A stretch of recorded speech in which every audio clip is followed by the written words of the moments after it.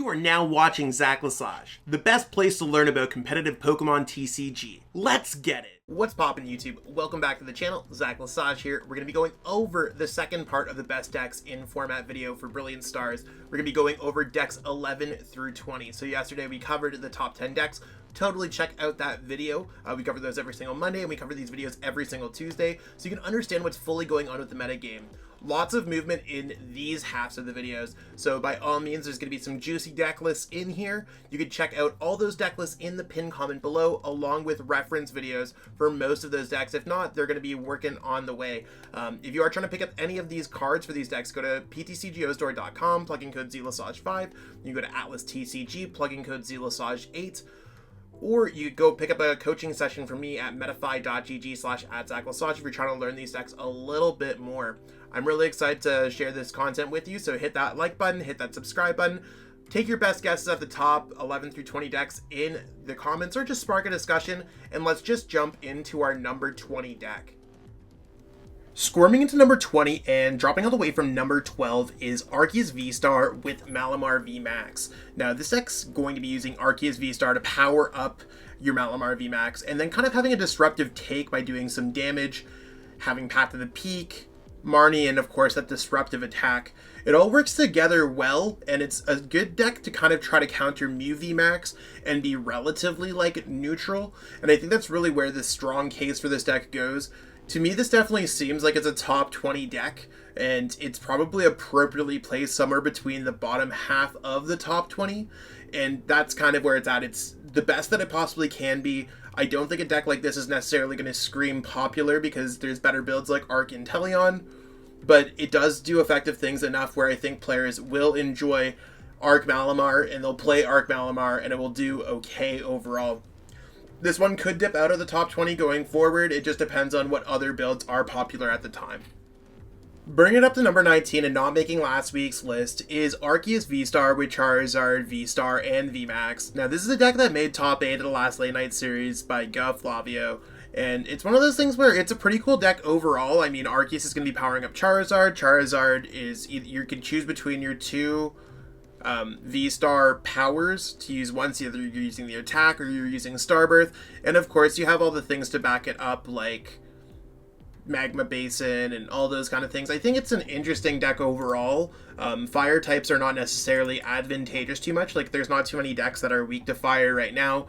Alternatively, there are a few water decks, so to me it seems like it's an acceptable deck to play, and it's one of those middle of the roads, like, they exist but they don't necessarily do too much beyond just being a cool deck or someone's homebrewed deck. Again, this is one of those things where I feel like it's Arceus V-STAR makes a lot of decks good. It could fall out of the top 20 going forward, considering this is his first time making the list. Other Charizard variants or other fire type variants sometimes pop into the list and then quickly drop out. Another fire deck at number 18, and this one also not making the list, is Entei V. Entei V is kind of the same case as Charizard, but in this case it's of course its own unique deck where we're using more of a Magma Basin, way to accelerate energies from our discard pile to our bench Pokemon, and really attacking hard with Entei. Similar to how Suicune decks would work. So I think Entei is okay, as we've seen that Suicune's okay, but this doesn't have the Ludicolo to back it up, so if your opponent's able to play around Burning Rondo, or if you don't necessarily get a knockout, you're just kind of stuck there. All the cute techs like Cape of Toughness and the Fan of Waves, they definitely add up, and they can do cool things, but overall I do find that this deck has to be weaker than Suicune Ludicolo, and it just happens to be an Entei deck. So if you're a player who's balling on a budget and you basically have Entei as nothing else, this deck will like kind of run, like, it will tide you over. Otherwise, it might not necessarily be the best deck on this list for competitive play. Single striking it all the way to number 17 and making it all the way down from number 9 last week is Single Strike Urshifu VMAX with Houndoom and Umbreon VMAX.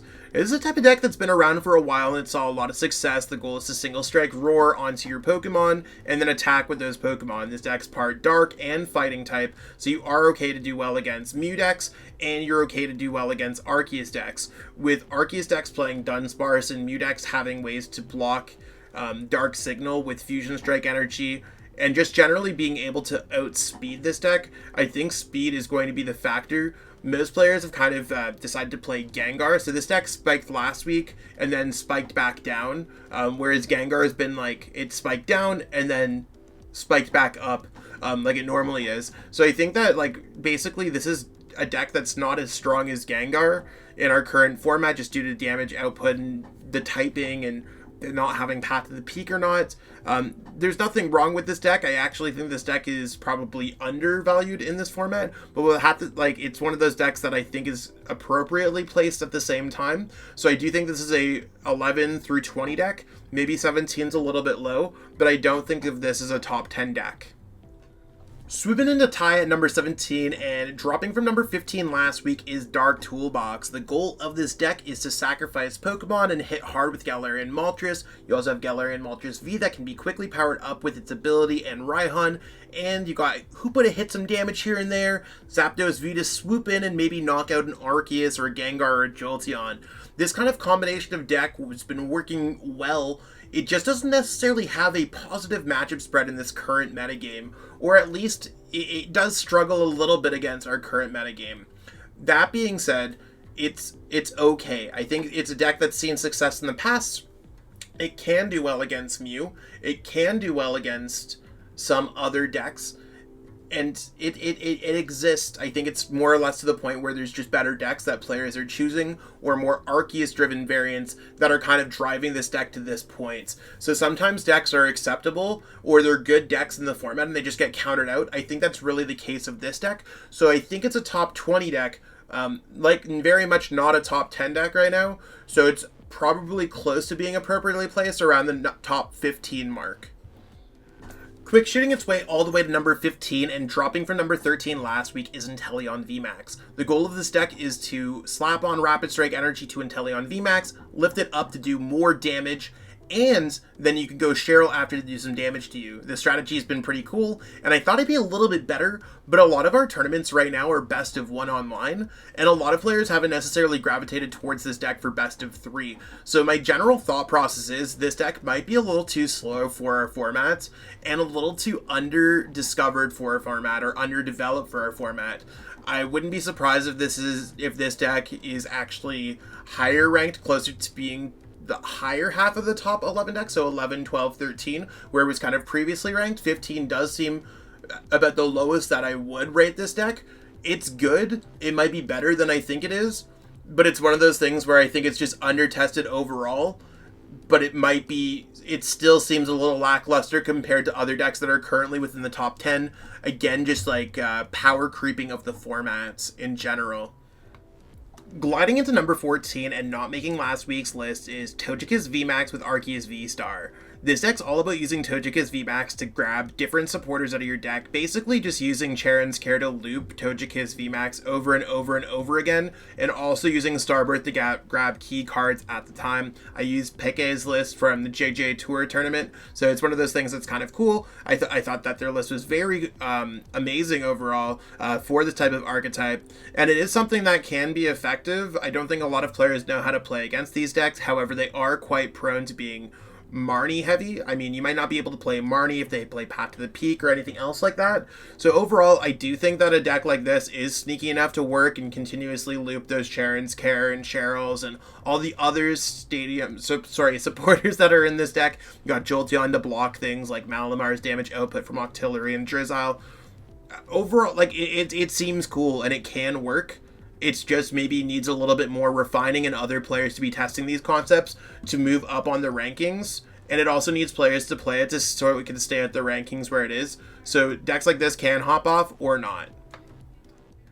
Breezing its way to number 14 and not making last week's list is Leafeon VMAX with Leafeon V-Star. Now this is a deck that was a fully established archetype back in Evolving Skies format, and it kind of fell its way out of the format for a while just because Mew and Jolteon both have free retreat. Considering Mew and Jolteon are both seeing a lot of success and there's other single prize card decks, it's surprising to see this deck kind of reach these heights. But I think players are at a point where Mew and Inteleon and Malamar are all kind of discovered and understood that they're now playing other decks and going back through the catalog to look for brand new and exciting decks. Leafeon VMAX is very similar to Dark Toolbox, maybe in a better case than Dark Toolbox where it is an established deck. It's just not really well fitted for this current metagame, and I still agree with that standpoint. So while it can pop up here or there in a top 8, it can't necessarily live those results every single day, and that's really where the deck struggles a lot. So I think free retreat Pokemon are kind of ruling the game right now. That's going to hurt Leafeon. Leafeon's going to suffer from that. It's okay. The fact that it made number 14 is awesome. I do foresee this deck falling off the top 20 list going forward. Galloping all the way to number 12 and dropping from number 10 last week is Ice Rider Calyrex VMAX. The goal of this deck is to attack between Rider the High King and Max Lance, and you can do that with Melanie and searching things out with Shady Dealings. We've seen a lot of Tate Whitesell and Daunted and friends really be playing this deck and seeing success with it, and that's really where that success is coming from. I think if more players pick this deck up, it actually seems better positioned than what a lot of players think it is right now, and I think Ice Rider Calyrex VMAX is a legitimate threat in our current format. Just a lot of players aren't playing this deck, maybe due to the difficulty or just wanting to play easier decks. This deck does kind of fall neutral, where it doesn't necessarily easily win against all the top decks, but it does have a fighting chance against a lot of them, which is quite a good attribute to have, because you're not necessarily losing to everything, you're not necessarily winning against everything, but you're in kind of every single game. Decks like this seem to see success by stronger players, so it's one of those things, if you are looking for a new deck to pick up, try this one. I think it's really good overall.